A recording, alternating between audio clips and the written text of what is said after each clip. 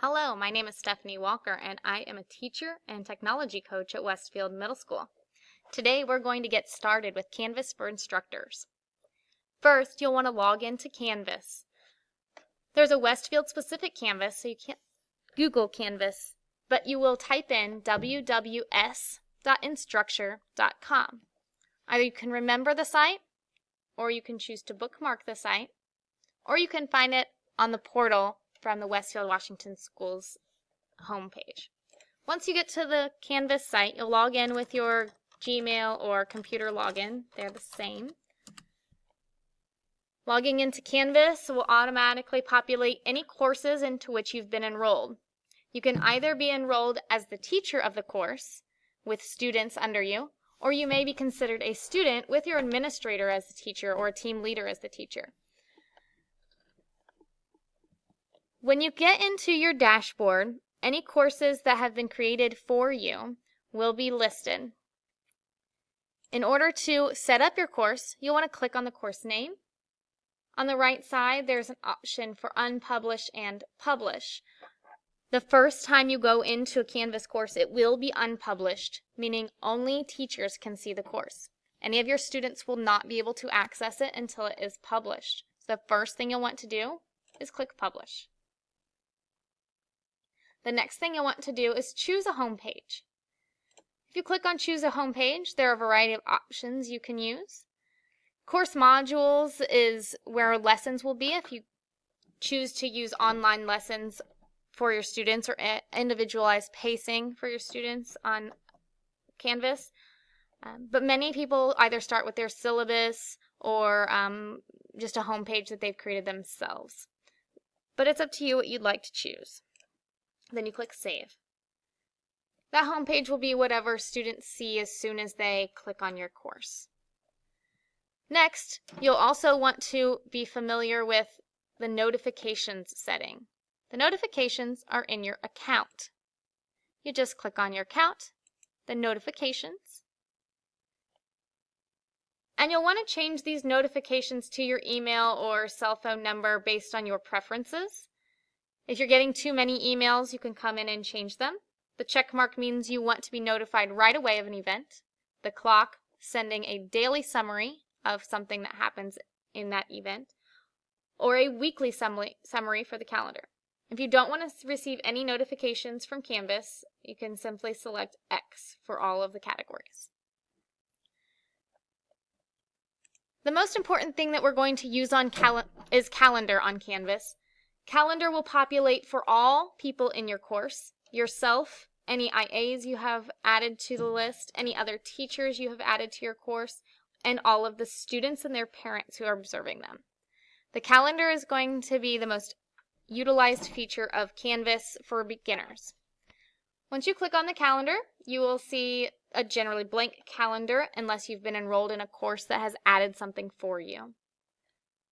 On the right-hand side, you'll see all of the courses into which you are enrolled. You can change the color of each in order to help you better manage what's happening in each of your courses. If you don't want to see a specific calendar, simply click on its color box and it will no longer show up on your calendar. You're not removed from that course, you simply have hidden its agenda. For yourself as a teacher, you will be creating a daily agenda on your calendar. Simply click on the day on which you are doing an activity or an assignment. It will give you two tabs, Event and Assignment. Always choose Event until you've become familiar with assignments on Canvas. In the event, you'll create a title.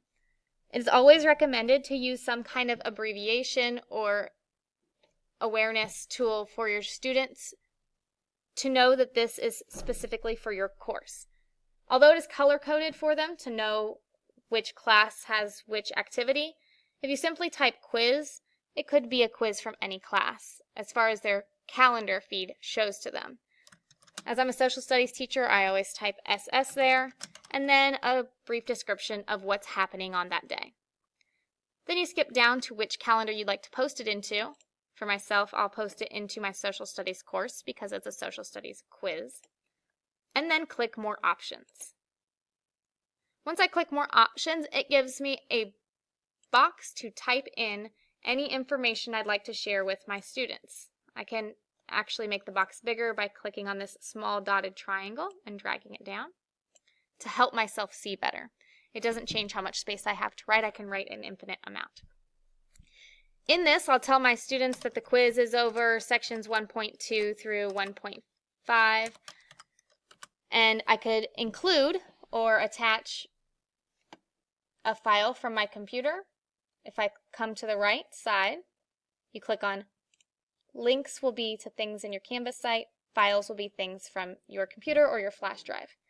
Then you click on upload a new file, choose that file. I can get one from my computer. I can add any file that I have, PDF, Word document, PowerPoint, any of those things to it. And then I simply upload. Click upload to it, and it will upload into my description. This is now available for students to see. In this case, it's a map, but you could also include for them a study guide or a PowerPoint of the notes that you had for the day. In it, you could also allow the hyperlink by clicking, not right-clicking, by clicking on link to URL at the top and choose auto open the inline preview for this link. Update the link, and when students open it, the document will automatically open for them. Anything that you type in there, whether it's just the page number and the problems they're doing in math, you can embed a YouTube video. Anything in this site area will allow students to have more information about your class for that day. The more you give to them, the less that they will need to ask you for assistance, especially if they've been absent. Put your description in, go to the bottom, and create your event. I skip all of the date, time, location, address things myself personally because I feel like it's more restrictive than it is helpful. So I'll create my event. It will populate onto my calendar just as I typed its title. Then when I or a student click on the event, it shows everything that I put in there. It's now loading the document, the Atlantic Ocean map that I added and created an inline preview for, so now they can see it. If I had chosen not to put an inline preview within it, it would still give them the link to click on, so they could click on this link, and it would open for them in a download in Microsoft Word, and they could simply open it that way. Secondarily, if you have an extended assignment, something that, say, lasts 3 days, you do not have to create 3 days of assignments. You can simply hover over any end of a calendar and drag it for the days that you want it to last. If I get pushed back, say for weather or my kids just need more time, I can simply click and drag to another day, to another week. If I'd prefer to delete the entire event, I click on it and click delete. It deletes from my calendar and it deletes from all student calendars. If I already have an event created and I want to change it, I click on it and select edit. It gives me the option to change any of the original information, but I can also go to more options and add more detailed information here. Just always be sure that if you want to save it, that you click update event before you leave. For more information about Canvas, or to answer any of your Canvas questions, I highly recommend you use Canvas Community.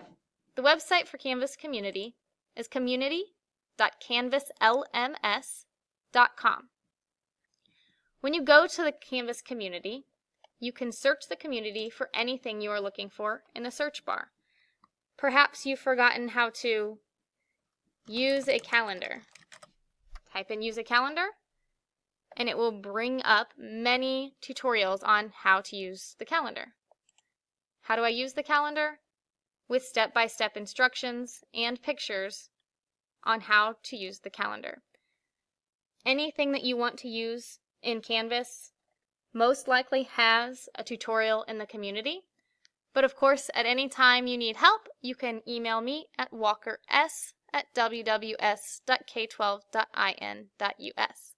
Again, this is Stephanie Walker, helping with Canvas tutorials for instructors.